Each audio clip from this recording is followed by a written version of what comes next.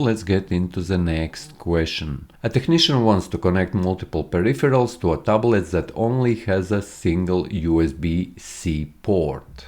So, tablet has only one USB-C port. Which accessory provides the best solution?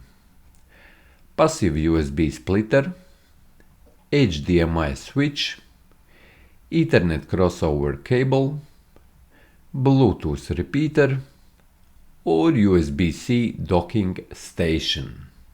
So which one would be the best solution to use in this scenario if you want to connect to a tablet multiple peripherals, but it has only one USB-C port?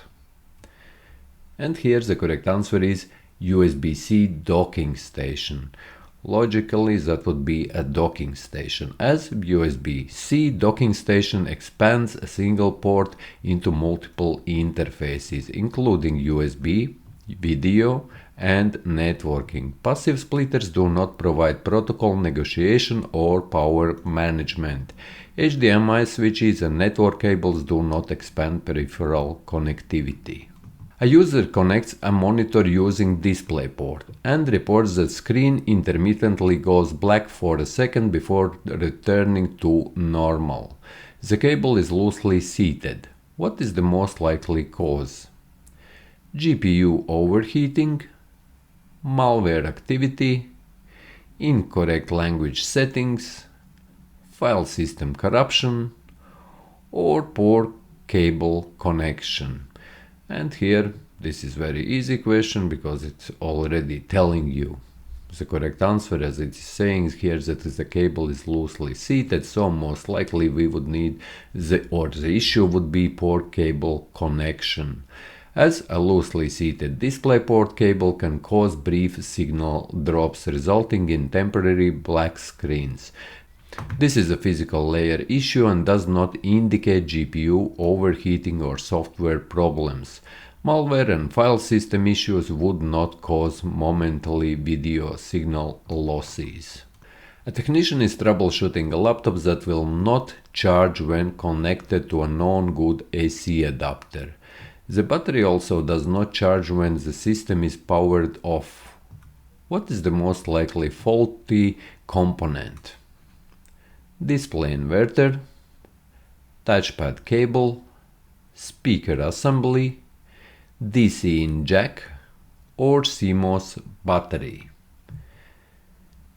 And here the correct answer is DC in jack, as DC in jacks is common failure point due to mechanical stress. If power cannot reach the charging circuitry, the battery will not charge whether the system is on or off. Display, touchpad, and speaker components are unrelated to power delivery. A desktop system experiences random restarts only when a high-end graphics card is installed. The system runs stably with the integrated GPU, or graphical processing unit, or graphics card. What should be checked first? BIOS boot order, hard drive health, monitor refresh rate, power supply wattage, or keyboard firmware.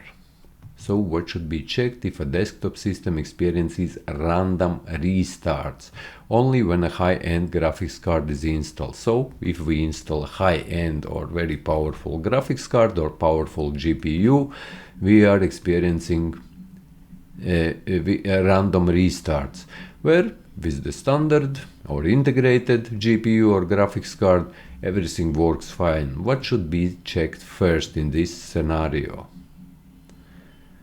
And here the correct answer is power supply wattage, because maybe there is not enough power power supply unit or PSU is not able to provide enough power for all components of your computer. And as we know, higher end graphics cards require much more power, as high performance GPUs draw significant power.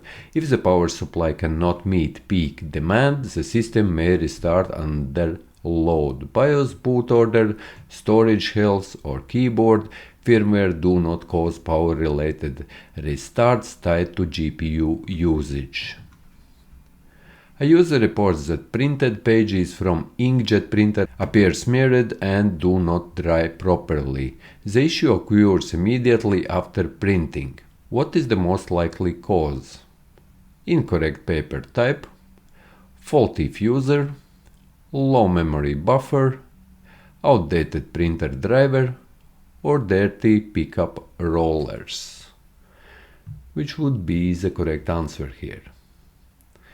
And here the correct answer is incorrect paper type, as inkjet printers require paper designed to absorb ink properly. Using glossy or incompatible paper prevents ink from drying, resulting in smearing. Fusers are used in laser printers, not inkjets, and driver issues typically affect formatting rather than ink absorption. Another practice test. If you found this useful, you can find many more practice tests on the channel's homepage. Leave a like, share this video, subscribe to the channel if you are new, and see you in the next one.